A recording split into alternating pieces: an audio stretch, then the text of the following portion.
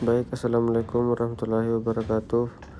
Perkenalkan, nama saya Hardiman Sudirman. Saya akan membacakan hasil kerja saya, itu sistem pemrosesan transaksi data. Pengertian sistem pemrosesan transaksi: sistem pengolahan transaksi atau transaction processing system atau disingkat TPS adalah sistem yang menjadi pintu utama dalam pengumpulan dan pengolahan data pada suatu organisasi. Dalam yang berinteraksi langsung dengan sumber data, misalnya pelanggan, adalah sistem pengolahan transaksi di mana data transaksi sehari-harian mendukung personal organisasi dilakukan. Pemrosesan transaksi mempunyai tahap, yaitu pengumpulan data. Setiap organisasi yang berinteraksi langsung dengan lingkungannya dalam penyediaan jasa dan produk.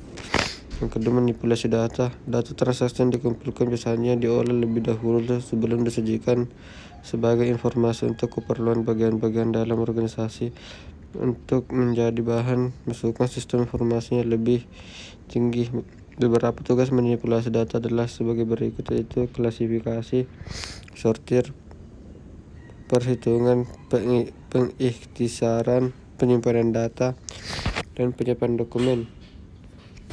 Sistem pengolahan transaksi memiliki beberapa karakteristik, antara lain sebagai berikut.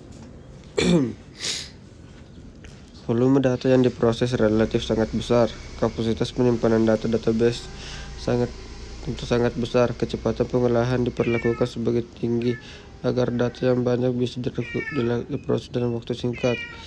Sumber data umumnya internal dan keluarannya umumnya untuk keperluan internal.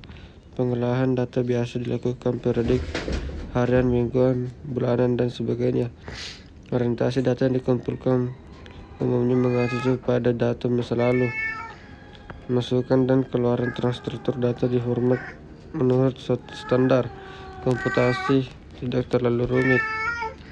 Diperoleh ada 4 macam, yaitu batch processing, online processing, real-time processing, inline processing.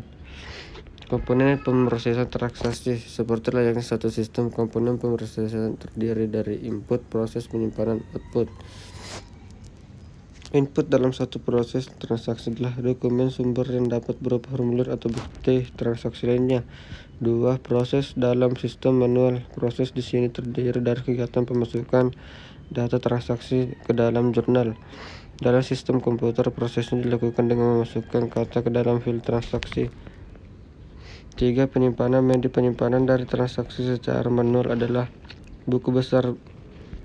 Buku besar ini menyediakan ikhtisar transaksi keuangan perusahaan.